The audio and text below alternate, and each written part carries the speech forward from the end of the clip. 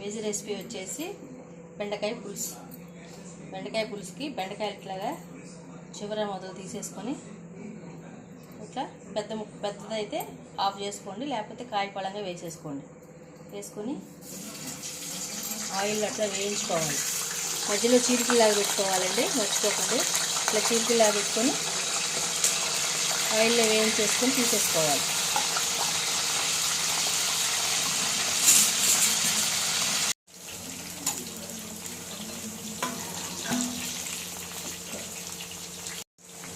ఇట్లాగా బెండకాయ ముక్కలు మనం వేయించేసుకోవాలి కదండి. హాఫ్ బాయిల్డ్ అయిందాకే పెట్టుకోండి. బెండకాయ ముక్కలు వేయించుకోండి, బాగా వేయించకూడదండి, మళ్ళీ పులుసులోకి మరగాలి కదా. ఇట్లా తీసేసుకోండి. హాఫ్ బాయిల్డ్ అయిన తర్వాత ఈ ముక్కలను తీసేసుకొని ప్లేట్లోకి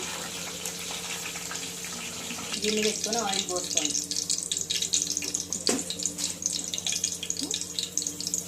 గిన్నె పెట్టుకొని ఆయిల్ పోసుకోండి. 4 స్పూన్లు ఆయిల్ పోసుకొని కొన్ని తాలింపు గింజలు ప్లస్ పేస్ట్ చూడండి. ఇది ఇందులో 2 టమాటాలు 2 ఆనియన్స్ వేసి గ్రైండ్ చేసి పెట్టుకున్నాను. ఈ పేస్ట్ ఇప్పుడు ఇందులో వేసేసుకోండి.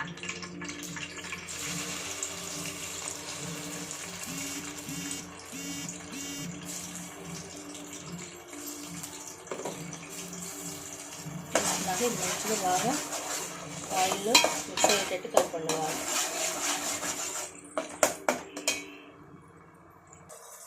ఇందులో పచ్చిమిర్చి 4 పచ్చిమిర్చి చీల్చిలా చేసుకున్న పచ్చిమిర్చి, కరివేపాకు, కొంచెం కొత్తిమీర వేసి బాగా మిక్స్ చేయండి.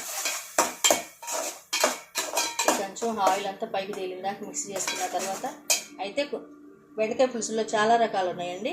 ఇది ఒక రకం. ఇట్లా కాకుండా పీసెస్ కింద కట్ చేసుకొని వేయించుకొని పులుసు పెట్టుకోవచ్చు. ఇదేం గ్రైండ్ చేసుకుంటే కొంచెం గ్రేవీ వస్తుందని ఇట్లా గ్రైండ్ చేసుకోవచ్చు. మనకి ఇష్టం ఎట్లయినా చేసుకోవచ్చు. ఇదైతే ఇది బాగుంటుందని నేను రెసిపీ చేస్తున్నాను. ఇప్పుడు ఇట్లా టమాటా ఇదంతా గ్రేవీ అంతా చక్కగా మంచిగా మగ్గిపోయి ఆయిల్ ఇట్లా పైకి తేలి పచ్చివాసన పోయిందాక వేయించుకోవాలి. వేయించుకున్నాక ఈ ముక్కలు ఇందులో వేసేసుకోవాలి. వేసేసుకొని ఒకసారి కలుపుకోండి. ఇట్లా ఒకసారి కలుపుకున్న తర్వాత ఇప్పుడు చింతపండు పులుసు అండి. చింతపండు పులుసు తీసి పెట్టుకున్నాయి ఇందులో పోసేసుకోవాలి.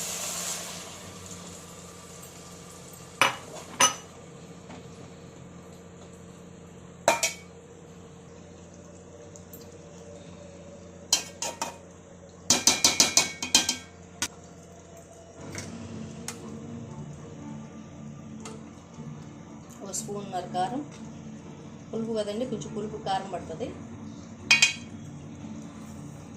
ఒక స్పూన్ ఉప్పు, ఇందాక ఉప్పు వేసుకున్నాం కాబట్టి చూసుకొని వేసుకోండి.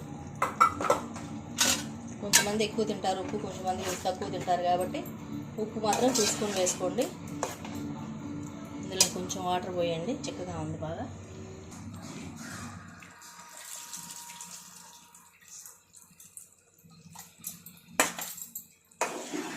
కొంచెం వాటర్ పోసుకుంటే రెండు ముక్కలు ఎక్కువ కలుపుకండి, చిరిగిపోతాయి. మంచిగా పులుసు అంతా ఇట్లా దగ్గరికి వచ్చేసిందండి. ఇట్లా ఉన్నప్పుడు బంద్ చేసేసుకోండి స్టవ్. బెండకాయ పులుసు రెడీ. ఇప్పుడు బెండకాయ పులుసులోకండి పలుచగా ఉంటుంది. బెండకాయ పులుసు వేసుకుంటే చిక్కదనం మనకు రావడానికి కొంచెం 1 స్పూన్ కార్న్ఫ్లోర్ తీసుకొని గిన్నెలో వేసుకొని పోసుకొని మిక్స్ చేసుకోండి. కార్న్ఫ్లోర్ లేకపోతే కొంచెం శనగపిండి అయినా పర్వాలేదు, కొంచెం మైదా అయితే వద్దులేండి, బియ్య పిండి అయినా పర్వాలేదు. ఇట్లా కలిపేసుకొని మిక్స్ చేసేసుకొని ఇందులో పోసేసుకోండి. పోసుకున్నాక ఒక్కసారి తిప్పండి, కొంచెం మరినేయండి సార్. మంచిగా పులుసు అంతా ఇట్లా దగ్గరికి వచ్చేసిందండి. ఇట్లా ఉన్నప్పుడు బంద్ చేసేసుకోండి స్టవ్. బెండకాయ పులుసు రెడీ.